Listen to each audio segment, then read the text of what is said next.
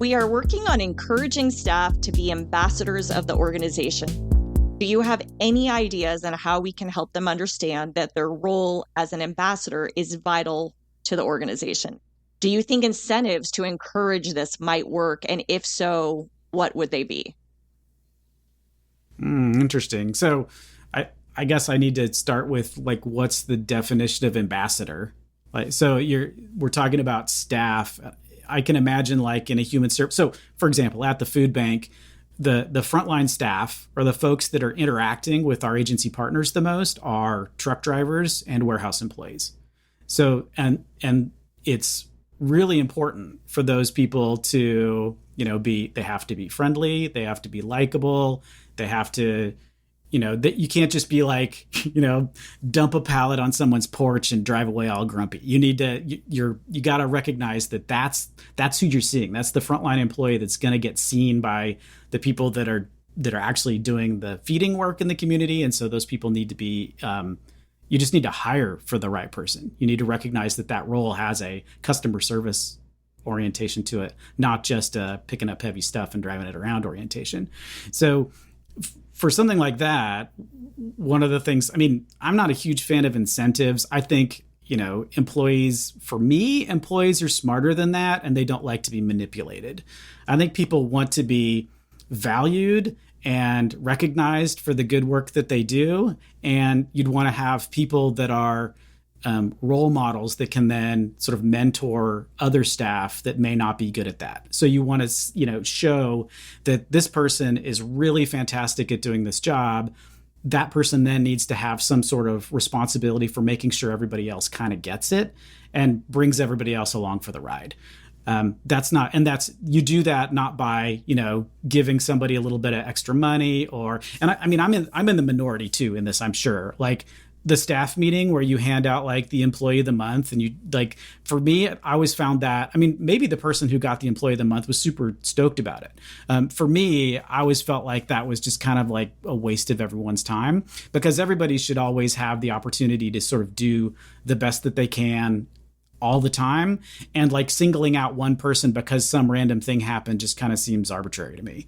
You want to make everybody recognize that, especially in a nonprofit, like we talk about this all the time, is that in the for-profit world, they pretend all the time that what they're doing is for the good of society. They have their green, or they used to before that was illegal. They talk about all of the things that they're supposed to be doing that's like helping the community, and that we're going to make the world a better place by doing XYZ.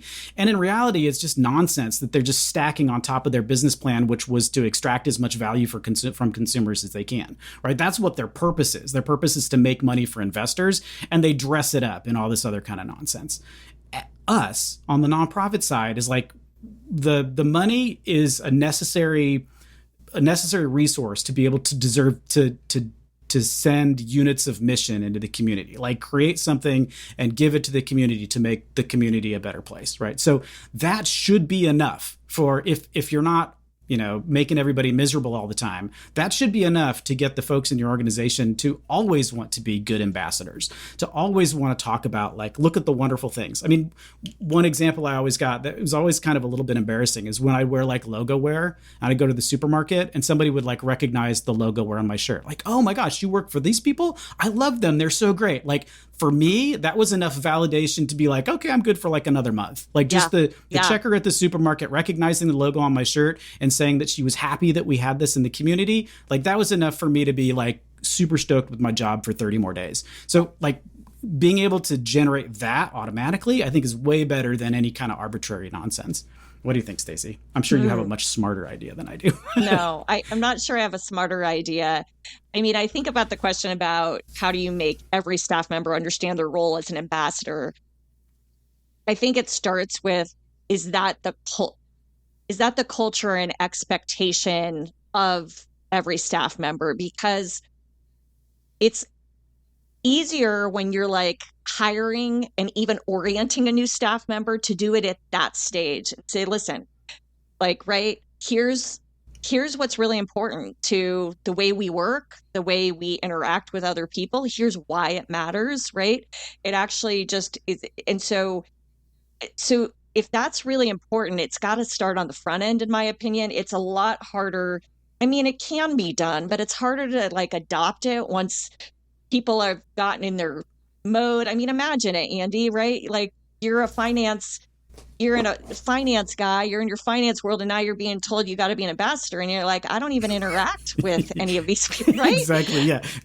When I cut these checks, they're going to be like extra shiny or something. I don't know. Exactly. So you kind of, so I also think you have to think about it from like every aspect of the position, but point you just shared is a really great one. Logo wear. Like that's where I see it. You'll see someone wearing like the t-shirt or the ball cap or whatever of the organization they work for, and either someone recognizes that organization or whatever, like asks you, maybe says what is XYZ organization. And so you want people to at least have the tools or at least some kind of baseline of how they respond in that kind of situation. Or think about like, I don't know, family reunion or whatever. Like I mean, I was thinking I had a big I won't tell you how many years because that shows my age, but I had a really big high school reunion last year that I did not go to, by the way. But when I had it, I was thinking there's an example, right, of people who like would be saying, so what are you up to, where do you work, what's the thing? And so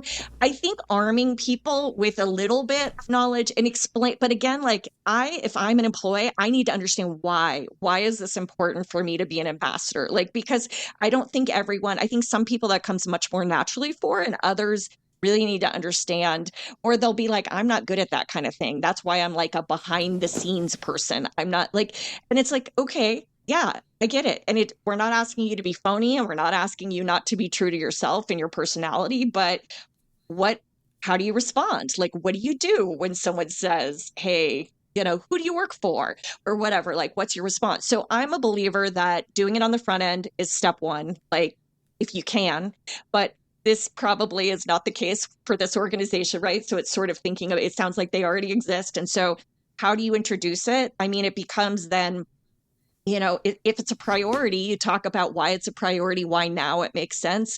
And you provide a bit of training, like a little bit of baseline training so people get more comfortable. I actually, not too long ago, had the chance to do something similar to this with a group, and they are all very introverted, like healthcare workers that wear their logoed shirt everywhere, like most of the day, and where they go and after work and before work, dropping kids off at school or whatever.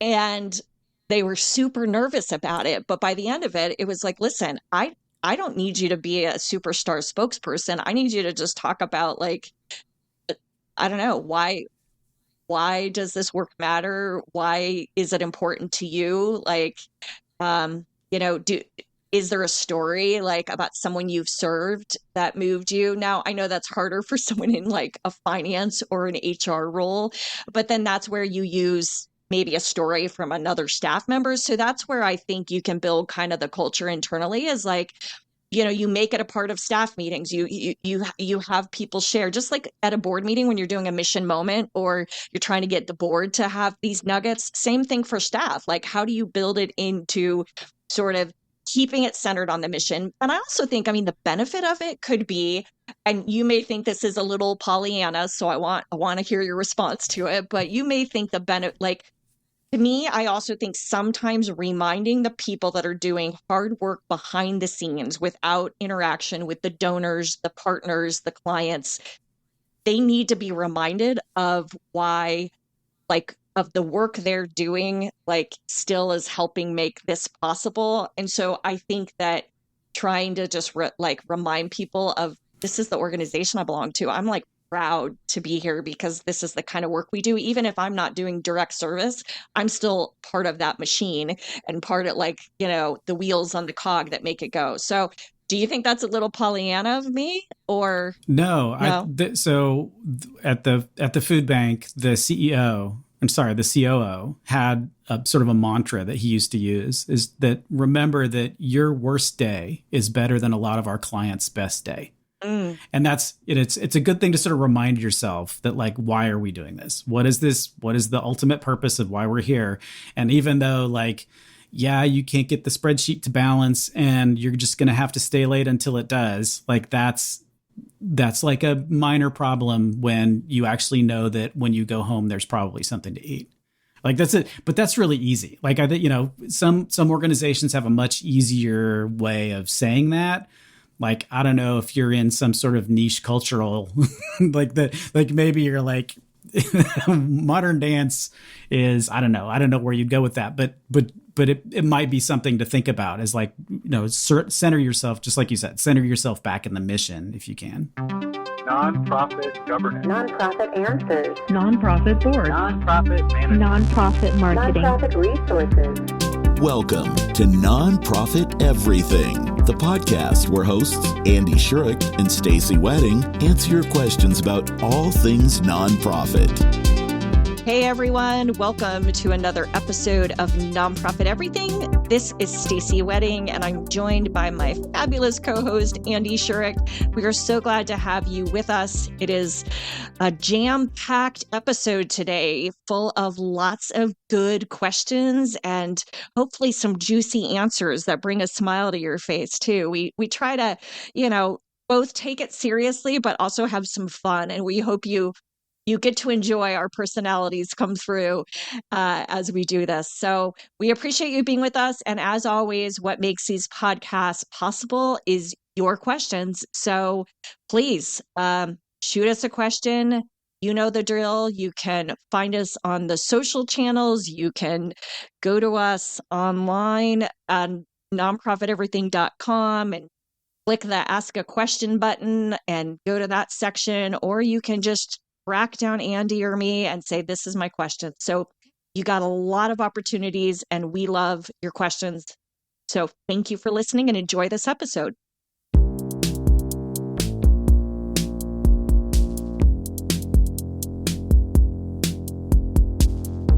I have an employee who, after much coaching and professional development, isn't meeting the expectations of the role he is in. My instinct is that he's not in the right seat on the bus, and that if I shifted him to another role, he would thrive.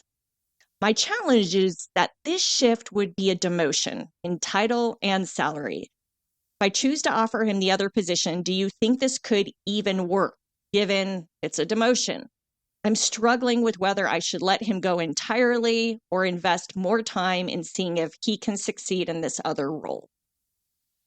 Yeah, that's tough, isn't it? Because hiring is one of the hardest things. It is. And you want to get good people, and when they show up and aren't exactly what you expected, you're absolutely stuck in this position of like, well, their heart's in the right place. They could do this other thing, but you don't want to hurt somebody's feelings. I mean, I totally get how difficult that is.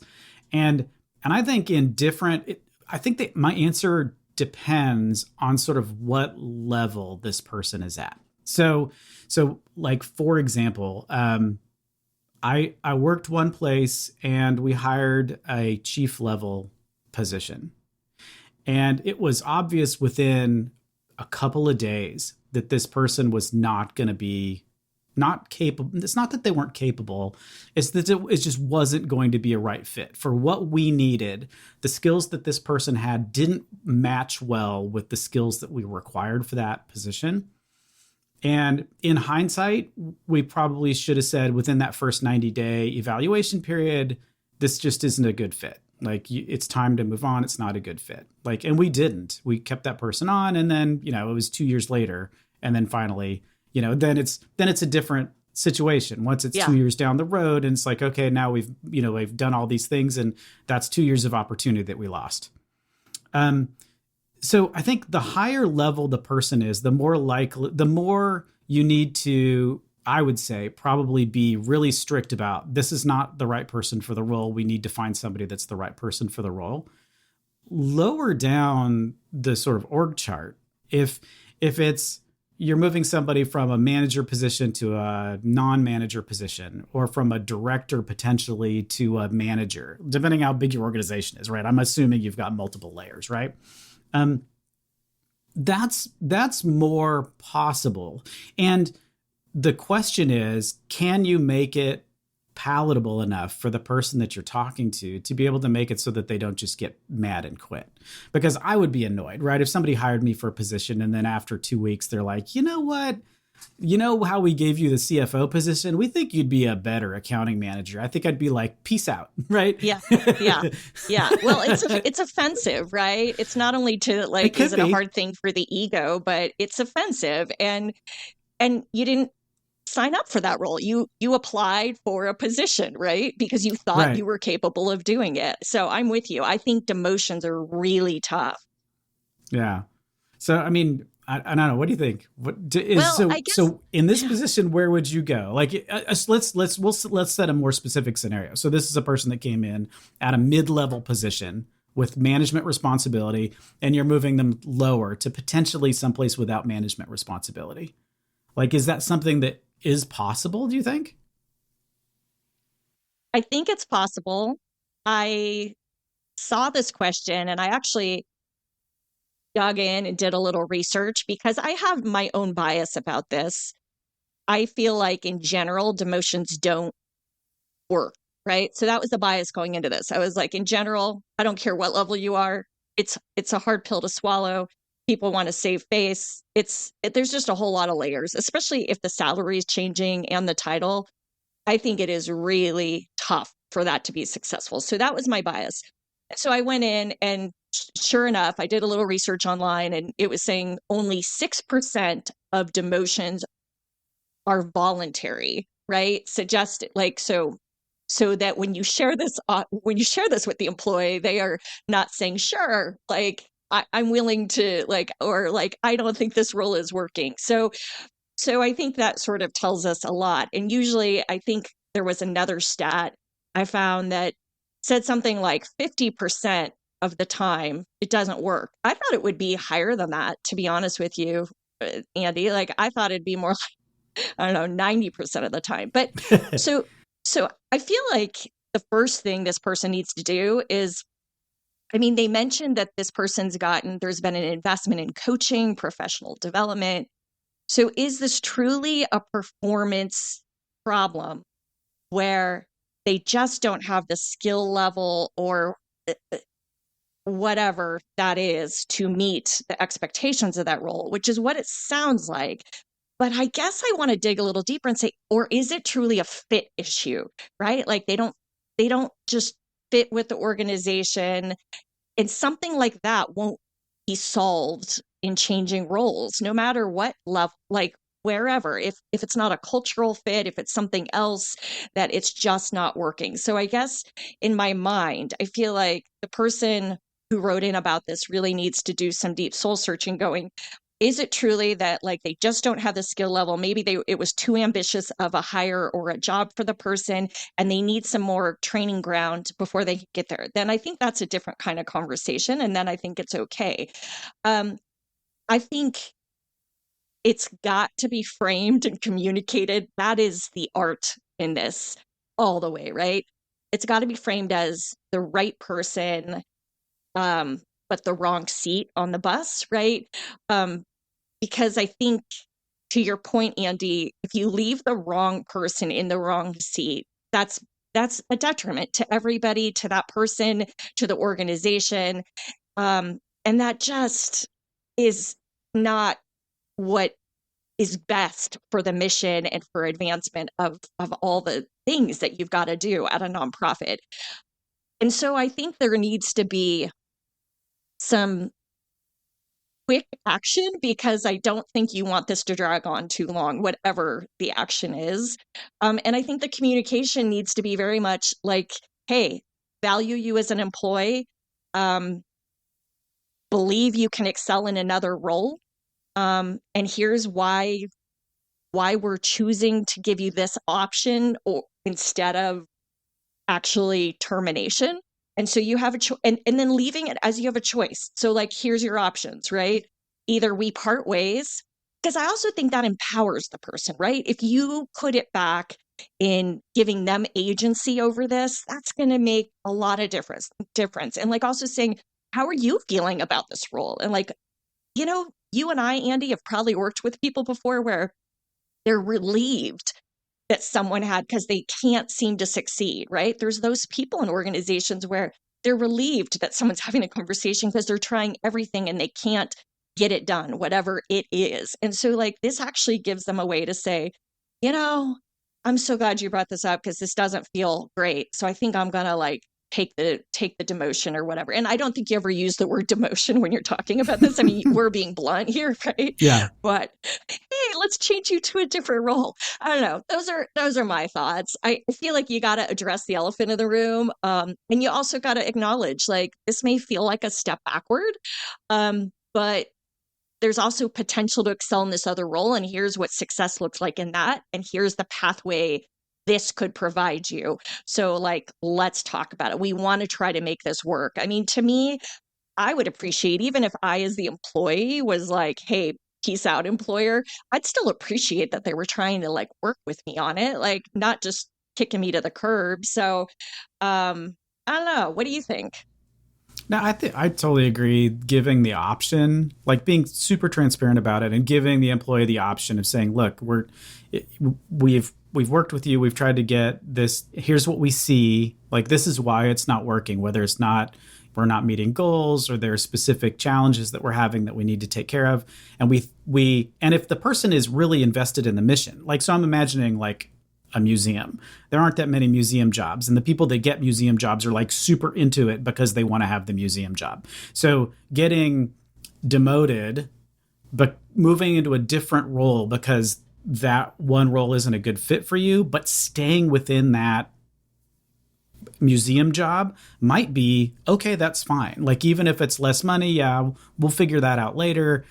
Maybe there's an opportunity if we see these other things, there's opportunities to move up. I think it shows investment in people in terms of like wanting them to be successful and providing training, providing professional development to get them that skills. Because, one of the things that we've seen millions of times is somebody who excels in a employee role, and then because they're so good, they get moved to a manager role, but no one provides them any of the training that they need. Because being a manager is completely different from being just a line employee where you have your own responsibilities and somebody says, get this done. And you're like, yeah, I'm on it. I'm going to get this done. And then as soon as they move you to the role where you're supposed to be responsible for other people, and then they take away all those like straightforward tasks. Now you've got these like mushy, like human resources tasks that are not that are unpleasant for almost everyone. Like all of a sudden your role is completely different. So maybe this person is just like hasn't had the opportunity to be good at that management stuff yet,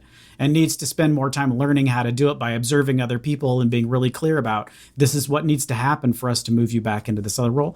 It could be a good opportunity for learning for that person. But I think what I appreciate, and I think what you said, Stacey, was right, was be clear about it, but then give that person the option. Say, here's our choices. We can either, because this isn't working here, we could let you go, or the other option is we can move you into this other role so that you stay with the organization. Like, which one sounds better to you? Oh, by the way, there's a money impact. But, right? I don't know. It feels hard. And it's one of those questions, like without additional detail, it's very hard to say, do this one thing, right? This is such a general, like, what happens in this scenario? Like, it kind of depends. It does. And I think you made a really good point. I agree with what you started with about the higher the level, the position.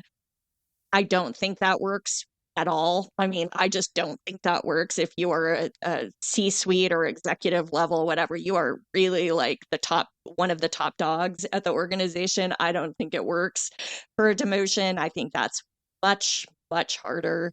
I think the size of the organization, the type of the organization, to your point, like it makes a difference. And I guess the other thing we haven't talked about is just how this person, if you know their personality enough, how are they going to handle this emotionally, and how is this going to manifest itself in their behavior at work? Because we've all seen it. You try to do something nice for someone, but they view it as a step back or whatever.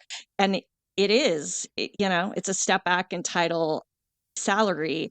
And then they become bitter and resentful, and they're just buying their time, right, in the organization until they can find another job. But then they're bringing down a lot of other people along the way and making life difficult for coworkers or for their boss if they move from a management level to non-management. So I think there's also got to be a little bit of extra. I don't know if you talk to them about something like that and say, hey, like we need to make sure, like, we got to make sure you're coming across, that you still got a good attitude, right? And if you're not able to do this with a good attitude, then we will have to make another, change. So, Yeah. but that's On the other hard. hand, the average tenure for an employee has continued to drop year after year after year after year. So like what my parents would imagine like a proper length of time to be in a job is like hilarious now. No one would believe that at all.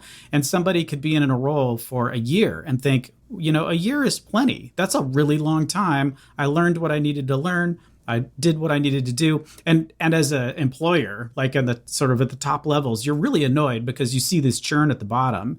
But that's not their problem. That's your problem. Like you need to provide an environment that makes people want to work there, that makes people excited about the job that they have. And so you need to be thinking about that all the time anyway. It isn't an afterthought. And you shouldn't think that like, grumpy employees are dragging us down. That's not their problem. That's your problem. You need to make sure that this person feels valued, recognizes that that the work that they're doing is important, that it specifically serves the mission, that they're the right person, that they're part of a well-oiled machine that's like doing something in the community. And we haven't talked about this in a long time actually, is like we talk about how hard it is to work in nonprofits, that it's like business on hard mode because everything is more complicated. There's more rules. There are more higher expectations. Like the risk of failure has like serious, it's not just some rich guy losing money. It's like serious consequences to the community when things don't go well, right? On the other hand, you have this thing that for-profits would die for, which is purpose. Like the reason people are there, if you're doing it right, the reason people are there is because they know that they're doing good in the community. And for-profits are constantly grasping at straws because it's completely obvious that the only reason they exist is to make money for investors. But then they dump all this other stuff about we're a family, which is hilarious, or we're doing this for, and you're like, what are you doing? Well, we're providing jobs to people. Okay, that's valuable, I guess, but that's not important, right? It's like everybody, right. that's not a meaningful differentiation for your purpose. But us in the nonprofit sector, we get to say, like, truly, and not just on MLK Day where we're all forced to go volunteer somewhere. Like every single day, we are truly making a difference. And that needs to be front and center and foremost, and everybody needs to understand it. And that should be enough for everybody in the organization to feel like, even if this isn't the most fulfilling work I've ever done from a like task perspective, it is the most fulfilling work I've done from a community impacts perspective. So make sure you're leaning in on that, because then a demotion isn't necessarily a demotion. Maybe it's in order for us to get better in the community, we need this piece here on the board, and that piece is you. We can talk about money later. It might be a completely separate conversation, right?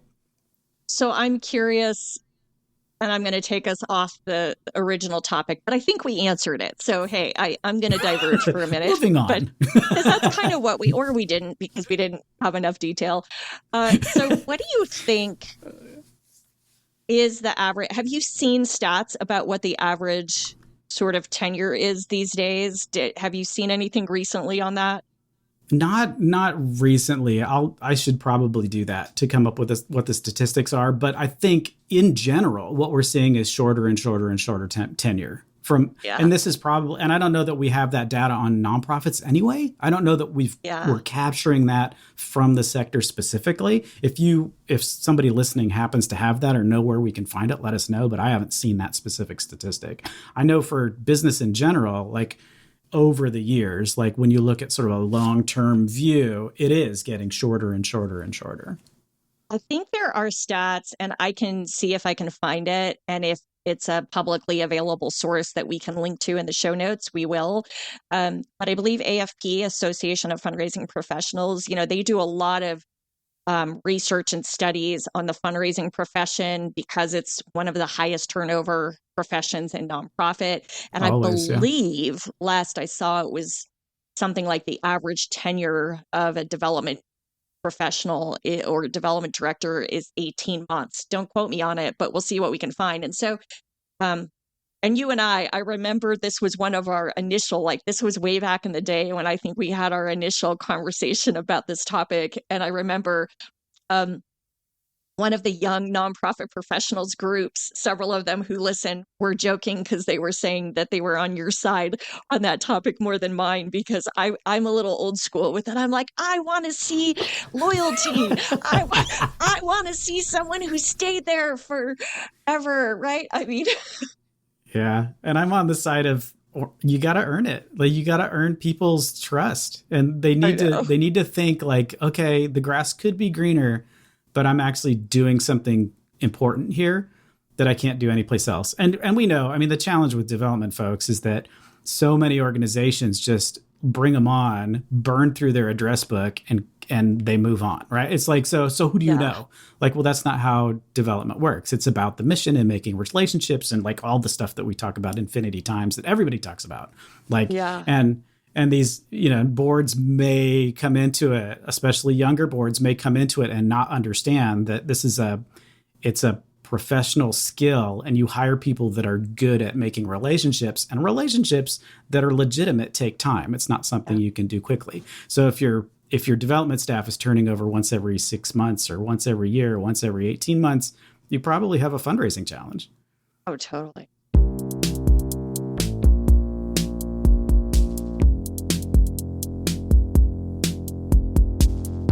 Thanks for listening to the episode, Stacey, and I appreciate that you've taken time out of your busy day to listen to us babble on about nonprofit stuff.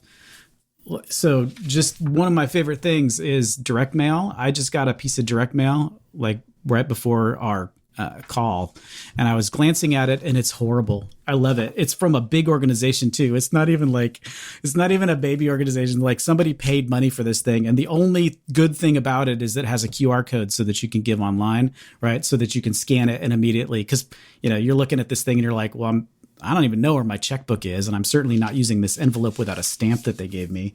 Can you imagine having to go find a stamp? No, it's awful. But it's like the content of the direct mail is so bad. So ask us some direct mail questions. We'll get some guest experts in here if you want to find out what Stacey and I think about why this particular letter is awful. Send us that question. But thanks again for listening, and we will see you in a couple of weeks.